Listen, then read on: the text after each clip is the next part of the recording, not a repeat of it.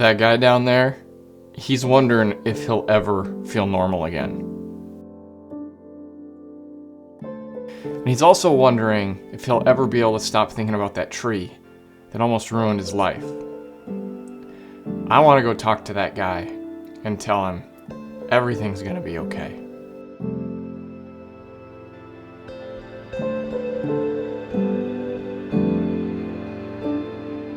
It's January now, and I have been fully cleared from concussion protocols for almost a month. But I haven't quite known how to tell this story or talk about it, even though a lot of you have asked for it. If you're new here, my name is JP, and on this channel we talk a lot about bikes and mental health. And back in 2020, I had 3 different mental health crashes that led to me being diagnosed with bipolar disorder. And the thing about it is, I don't think most people really realized anything was wrong. I looked like the same guy, but obviously I wasn't, and my brain was kind of a mess. And this crash and the subsequent recovery from this mountain bike crash has felt kind of similar. I looked like the same guy the whole time, to most people at least, but obviously there was a lot wrong. Now I'm just gonna get this out here on the front, as I do a lot of times on this channel. Nothing that I'm gonna tell you today is medical advice. It is just my story.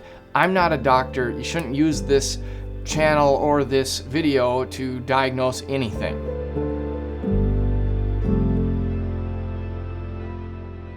Most of my 2023 was focused on one thing, and that was making a mental health documentary called Back to the Start.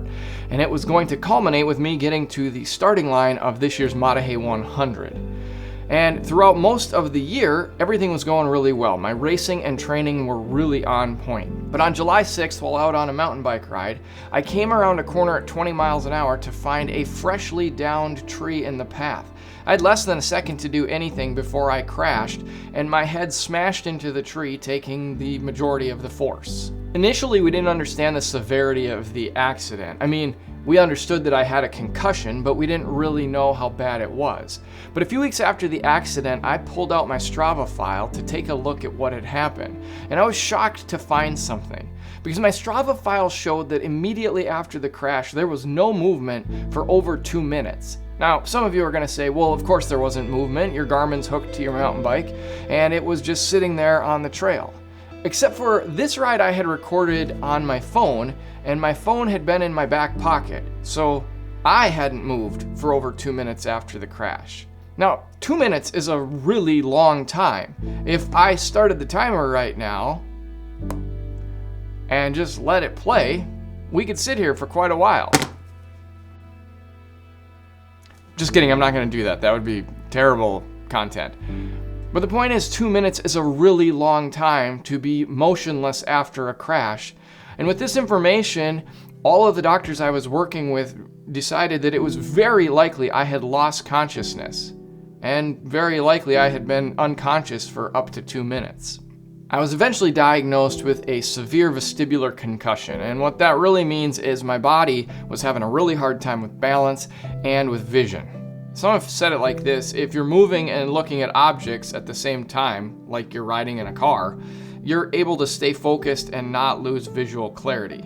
But during a vestibular concussion, you can't do that anymore. Your gyroscope isn't really working at full potential. I had a lot of difficulty reading. I obviously couldn't drive a car. And even walking, I had to think each step how I was gonna set my right foot on the ground or swing my right arm, because they just didn't want to cooperate.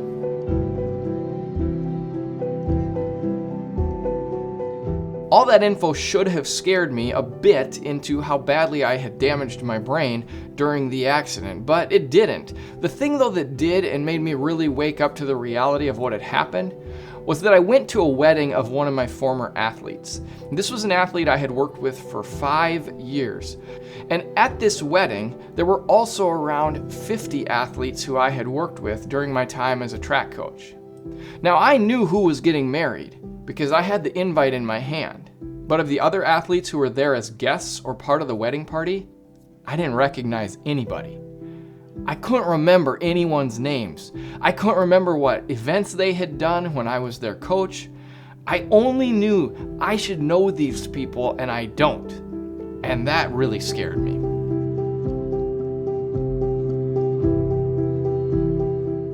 Around the same time of the wedding, I started legitimate vestibular concussion rehab. And it might not be what you think. It was a lot of gaze stabilization with my eyes, and it was a lot of movement patterns where we were trying to turn the entire nervous system on at one time. It was a lot of things trying to cross the midline, and a lot of exercises where we were trying to recreate the pathways that had been damaged by the accident. For the most part, the work seemed, on paper at least, like it would be really easy. I mean, I had been extremely fit when the accident happened, and a lot of the work I do off the bike is body awareness and central nervous system work anyway, so I figured this is gonna be really easy. But I couldn't have been further from the truth. It was like my body and my brain had completely disconnected from one another and didn't remember any of those movement patterns. Here's a sampling of what a normal day of rehab was like for me. Continuing to put the work in. Sometimes it feels really good and some days it's terrible, and I don't really know what today will be like. Yeah, it's kind of what my brain wants to do for the day. Like, I'm gonna take you through what a day looks like for me right now.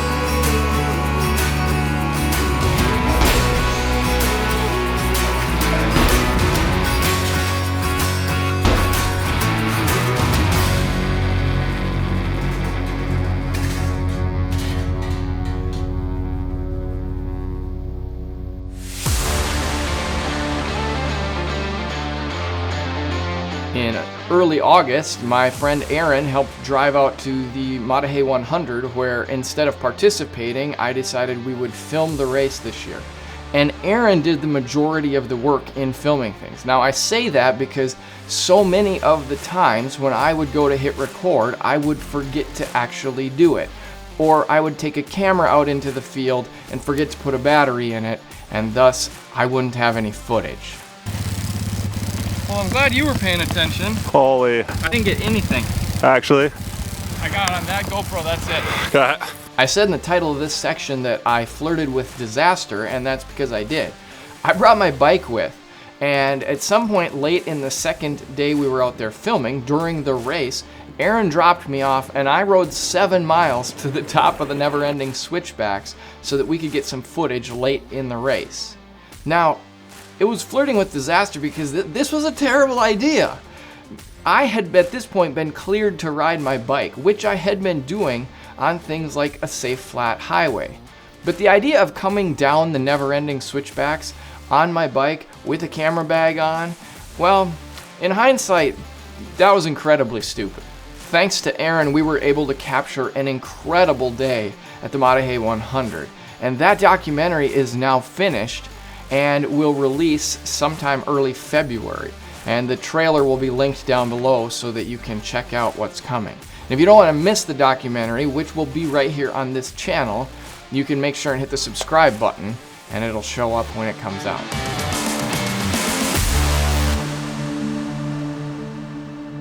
A few weeks after the Mater trip, I started coaching soccer again. And I say coaching because it wasn't really what I was used to. I would show up every day and make sure things got started, but then my assistants kind of took it from there, and I usually went and sat in the grass over in the shade and just stepped in when I needed to. And I was actually starting to feel better towards the end of the first 3 weeks of practice, but over the course of the last week of summer practice, I took 2 balls in the back of the head really hard, and they were total accidents by the players, and they felt terrible about what had happened. But it made my symptoms come back full on like it was the day after I had had the accident. I referenced at the beginning of the episode that this felt a little bit like the bipolar battles that I go through on a regular basis. That no one could see the struggle I was going through, and that many people who struggle with mental health go through on a regular basis. You just can't see it usually. But in this case, the struggle was different. No one could see how hard it was for me to walk or come around the corner and not lose my balance. No one could see how hard I was trying to work to move my right arm when I would walk so that I didn't lose my balance with the rest of my body. And in some ways, I felt like I was slipping back into that survival mode that I knew so well from before I got help and had been diagnosed with bipolar in 2020. That's a feeling I had lived for more than a decade. And so it felt kind of scary to be sliding back into that daily mode of survival where I just was trying to get to tomorrow.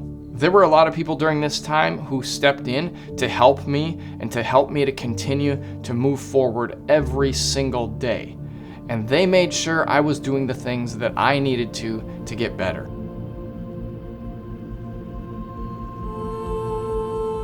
I rarely talk about my therapist on this channel, and it's with reason. You see, when you're sharing so much of your life with everybody, there's a few things you gotta hold close. And so for this reason, I don't talk about my therapist, but I'm gonna tell you about one conversation I had.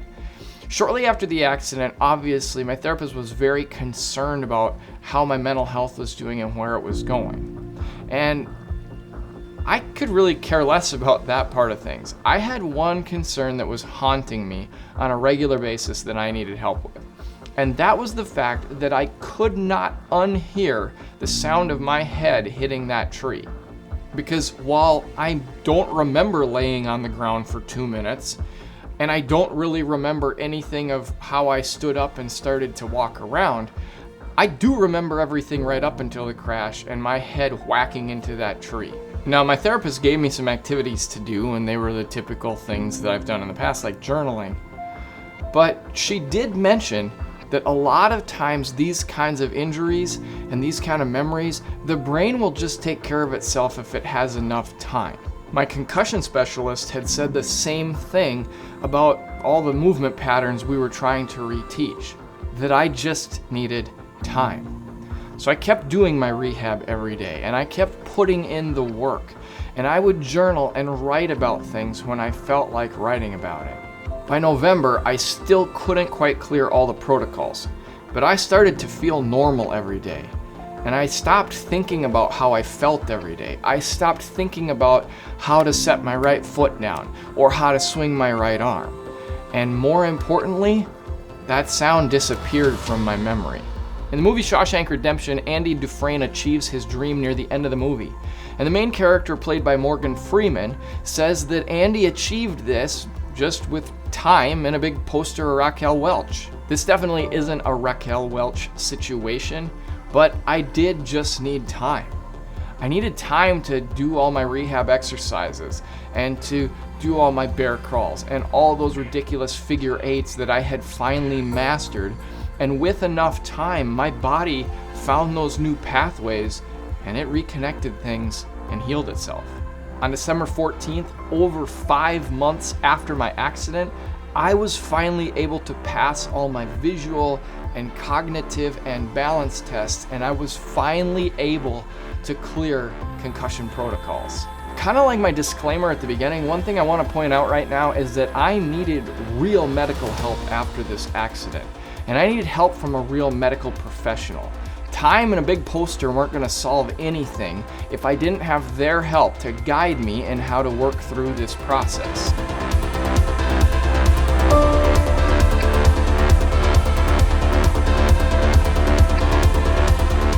It's taken a long time, and I am grateful that I can stand here and tell you that we're back to where I was. I know a lot of people it takes even longer, and so I'm grateful that it only took this long. Thank you for hanging out today. There's a lot of new stuff coming out on the channel this year, and if you don't want to miss it, be sure to hit subscribe. Be sure to reach out to those around you and remind them that they are loved. I'm JP the Stable Cyclist, and we will see you next time.